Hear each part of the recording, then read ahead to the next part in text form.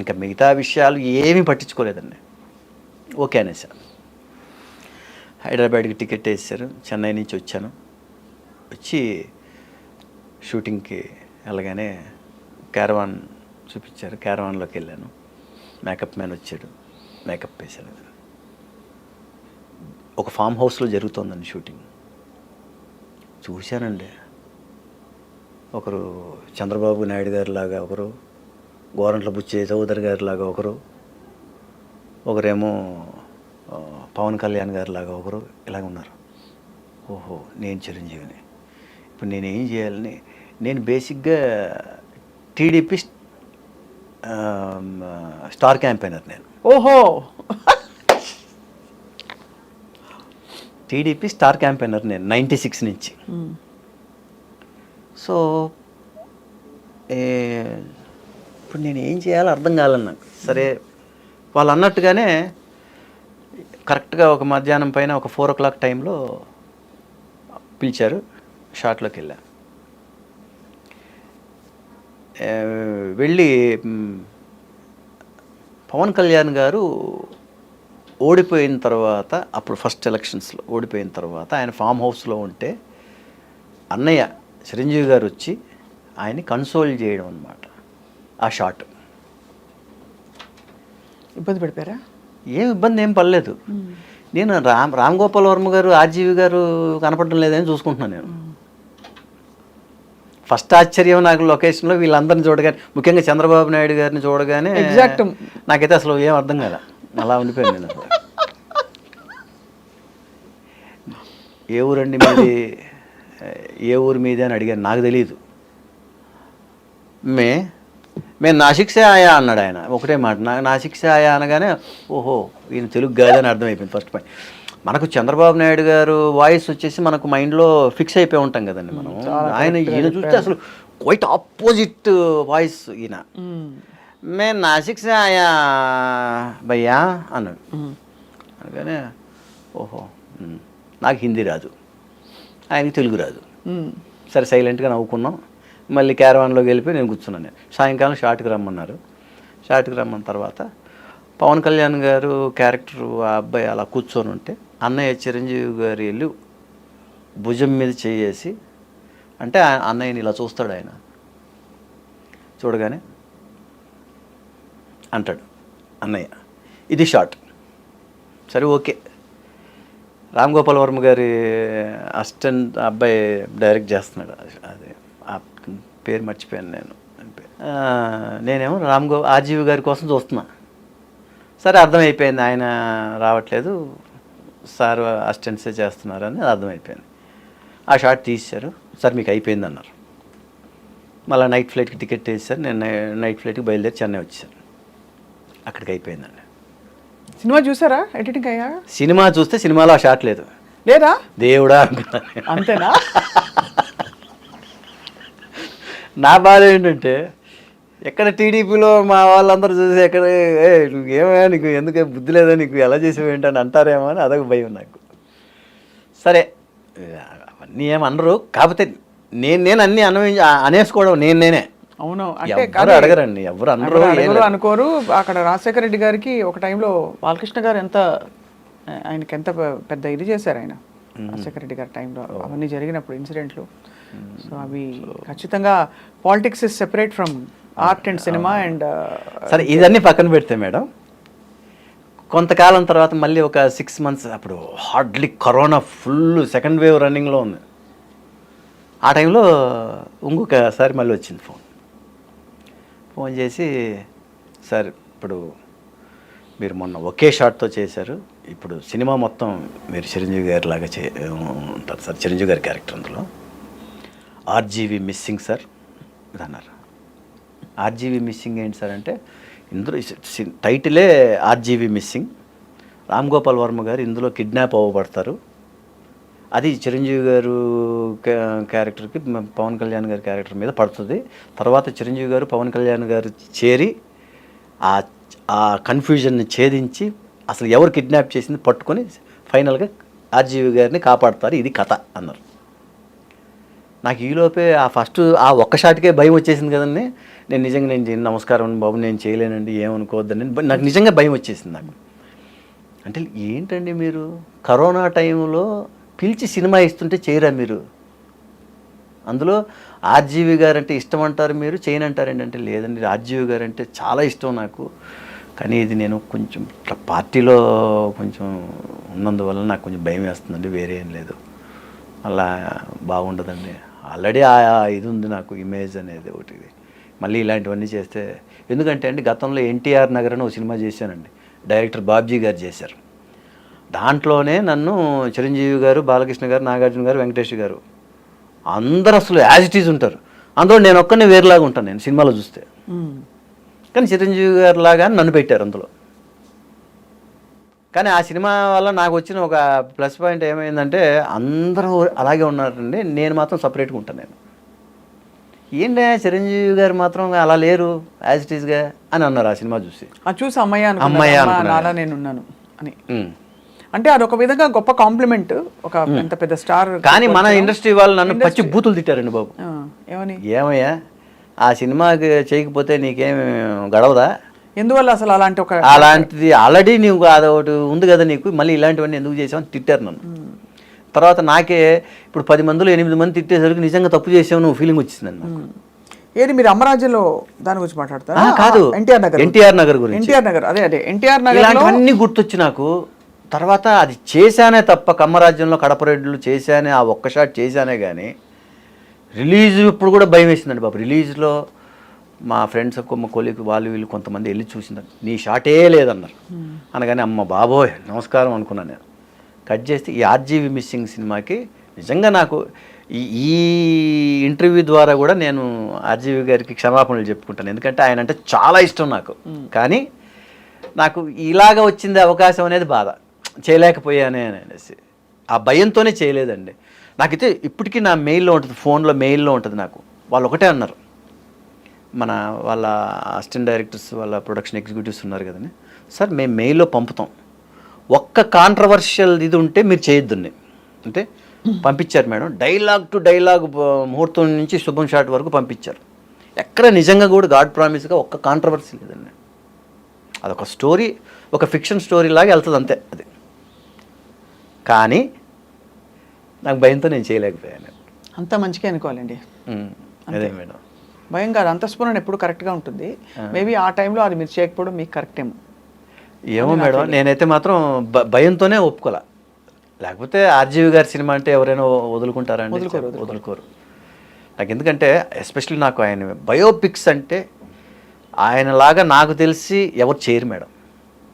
అది కిల్లర్ వీరప్పని చూసి నాకు మతిపోయింది. నాకు అది ఇప్పటికి నేను ఒక 30 సార్లు చూసుంటా ఆ సినిమాని. అంటే ఇన్వాల్వ్ అయిపోతాం మేడం. అసలు ఓ ఇలా జరిగిందా, నిజంగా అలా జరిగిందా అన్నట్టుగా తీస్తారు ఆయన. సో ఆర్జీవి గారు అయితే ఇంతవరకు ఆయన నేను ఎదురెదురు పడిందే లేదు. ఆ ఒక్కరోజు వెళ్ళిన ఆ రోజు కూడా సార్ని ఎప్పుడు కలవచ్చండి అని నేను అడిగాను.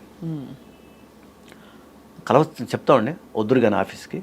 సార్ కూడా చెప్పారు ఒకసారి ఆఫీస్కి పిలిపిద్దామని అన్నారు. అంటే తర్వాత 3-4 సార్లు అడిగా ఎప్పుడు పిలిపిస్తారండి సార్ ఏమని చెప్పారు. ఆయన చెప్తామండి అన్నారు. తర్వాత సో ఆర్జీవి గారితో అలాగే ఇంతవరకు ఫేస్ టు ఫేస్ కూడా కలవలేదు. కలుస్తారు త్వరలో. చూడాలి మేడం, మీ నోటి మాట చూడాలి. చాలా అంటే ఎక్స్ట్రీమ్లీ ఫ్యాసినేటింగ్ స్టోరీ మీది. అంటే ఇలా మీరు ఈ క్రమంలో మీరు అంటే ఇన్ని అప్స్ అండ్ డౌన్స్ అండ్ మలుపులు, బ్యూటిఫుల్ రోడ్స్ అన్నీ కనిపించి చూసేశారు కదా. మీకు రాజ్ కుమార్ గారికి అసలు ఏం కావాలి? మీకు జరిగినంత కాలం చేసుకుంటూ వెళ్ళడమే మేడం. ఎలాగో ఇంకా మా ఫ్యామిలీకి సంబంధించిన బిజినెసెస్ ఇవన్నీ ఉన్నాయి. మనకి ఏది కుదిరితే అది. ఇది ఇప్పుడు ప్రొడక్షన్ చేయాలని ఒక ఇది ఉంది మేడం మైండ్లో. తప్పకుండా చేయండి. టీవీ ప్రొడక్షన్ చేయాలని సో దీనిలో వెళ్తున్నాం. అందుకే చూడాలి మేడం. మీరు బహుశా ఓటీటీలో మేబీ మీకు మలుపు తిప్పే క్యారెక్టర్ వస్తుంది. చూడాలి మేడం. అంటే ఇంకొక కొత్త ఏమంటారు ఒక అవతారంలో మీరు కనపడతారేమో, ఎవరికి తెలుసు. చూడాలి మేడం. ఇంతవరకు ఓటీటీ చేయలేదు, వస్తే చేస్తాను మేడం, తప్పకుండా చేస్తాను. సో అయితే సీరియల్స్ లైఫ్ సైనిక్ స్కూల్లో ఉంటుంది, సైనిక్ స్కూల్లో ఉంటుంది. ఎందుకంటే మేడం మీరు ఖచ్చితంగా మార్నింగ్ 5:30కి లేవాలి మేడం, ఖచ్చితంగా లేవాలి. 7:30కి కార్ ఎక్కాలి, 9 o'clock కెమెరా ముందు ఉండాలి, నైట్ 9 వరకు చేయాలి. ఫుడ్ అది అంటే ఇంకా మేడం మనం ఎక్కువ మాట్లాడకూడదు మేడం, ఇంకా అంతే. సినిమా కథ వేరు మేడం.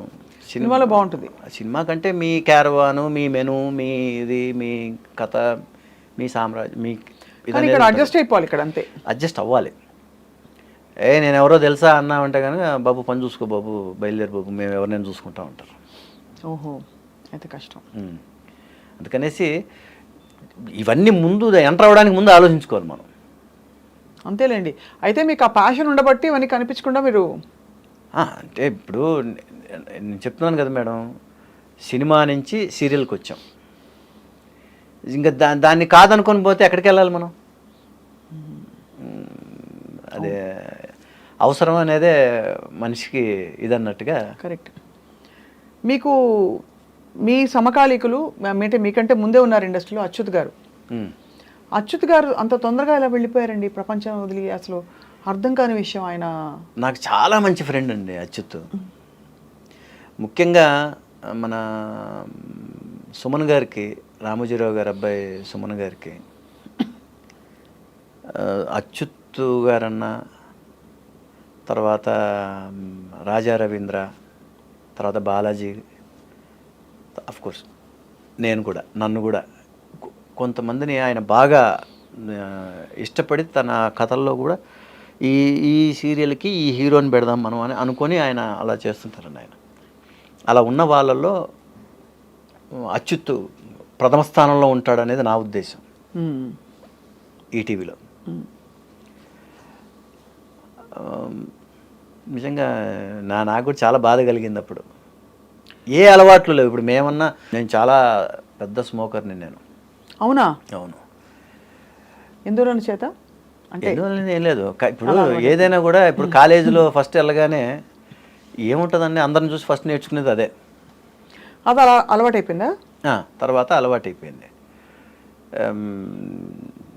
అసలు ఇలా ఉండేది అనమాట. ఎప్పుడు సిగరెట్ పిలవండయ్య బాబు, షార్ట్ అయిందా, అక్కడ ఉంటాడు, ఆ గోడ పక్కన ఉంటాడు, పిలవండయ్య బాబు, షార్ట్ టైం అవుతుంది, పిలవండయ్య బాబు అంటుంటారు అనమాట. అంటే గ్యాప్ దొరికితే వెళ్ళిపోయి అదొక అలవాటు, అదొక ఇది.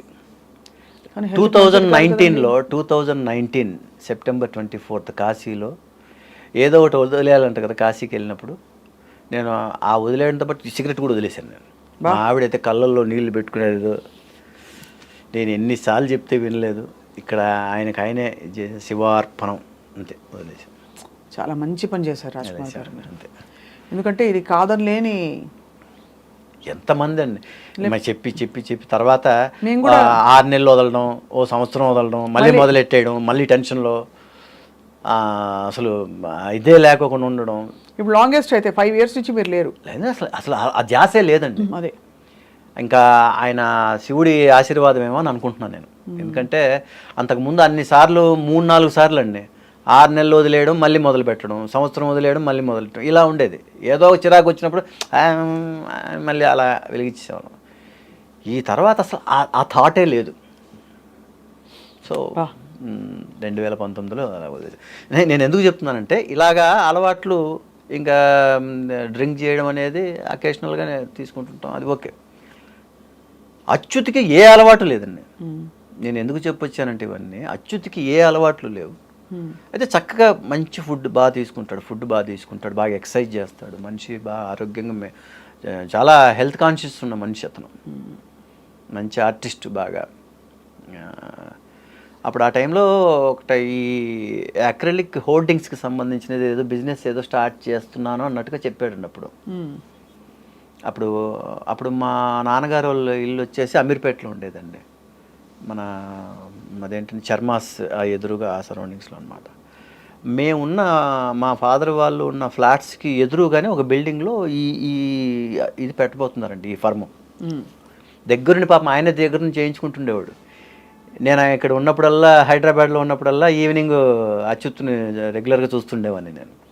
ఆయనే దగ్గరుండి చేయించుకుంటుండేవాడు ఇదంతా, ఆ బిల్డింగ్ ఇదంతా. అంత ఆ ఫర్నిచర్ అది ఇది ఇదంతా ఏంటంటే ఇలాగ నేను ఒకటి బిజినెస్ స్టార్ట్ చేయబోతున్నాను. తర్వాత కట్ చేస్తే సడన్గా హార్ట్ అటాక్ వచ్చింది, పోయారు. ఇదని వెరీ అన్ఫార్చునేట్ థింగ్. జీవితం గురించి ఎప్పుడు ఏం చెప్తామండి, మలుపులు ఎలా వస్తాయి అదంతా దేవుడిని నమ్ముతారు కదా మీరు చాలా. 100%. అంటే మీరు అంత అలవాటు ఉన్న సిగరెట్ని మీరు గివప్ చేశారంటే ఖచ్చితంగా ఏదో ఒక మంచి ఒక దేవుడు చల్లని చూపు మీ మీద ఉన్నట్టేనండి నిజంగా. నిజంగా అసలు ఆ వదిలేసిన తర్వాత ఎంత హ్యాపీగా ఉన్నాను అంటే అంత హ్యాపీగా ఉన్నాను. అదొక చిన్న నిజంగా లైఫ్లో వేస్ట్ మ్యాటర్ అంటే నేను అదే అని చెప్తాను. నేను అది వదిలేసాం. అది మీకు చాలా అడ్వెంచరస్ అండ్ చాలా ఈవెంట్ఫుల్ లైఫ్ అంటారండి.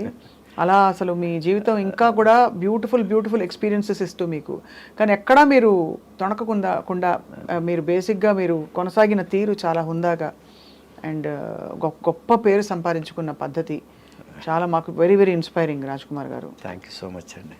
And we want to see more and more of you on screen. Thank you అండి. అండ్ తప్పకుండా మీ శ్రీమతి గారికి మా నుంచి బెస్ట్ విషెస్ చెప్పండి. తప్పకుండా చెప్తాను. రమాదేవి, నా మిసెస్ పేరు రమాదేవి గారు. అండ్ కిడ్స్ 2 కొడుకులండి నాకు. ఇద్దరు. పెద్ద అబ్బాయి వచ్చేసి MBA అయిపోయి డిజిటల్ మార్కెటింగ్ వచ్చేసి వర్క్ ఫ్రమ్ హోమ్ చేస్తున్నాడు, చెన్నైలోనే ఉంటాడు. చిన్న అబ్బాయి వచ్చి సింబియాసిస్ లా స్కూల్ లా చేశాడు. ఎవరు చేసి ఇప్పుడు సుప్రీంకోర్టులో అడ్వకేట్ అండి. అమ్మ బాబోయ్. అవునండి. అయ్యా బాబోయ్. మొన్నటిదాకా ఒక సీనియర్ దగ్గర ఉండేవారు, ఇప్పుడు ఇండివిజువల్గా చేస్తున్నాడు. ఇంత చిన్నగా చెప్తున్నారు మీరు, కానీ చాలా. నెక్స్ట్ ఇయర్ పెళ్లి చేయాలండి మా పెద్ద అబ్బాయికి. ఇప్పుడు నాకు 58, ఐఎమ్ 58. ఎవరైనా నమ్ముతారా? హలో 58 ఉన్నాయట, ఎవరు నమ్మరు. 1967 బర్త్ ఇయర్ అండి.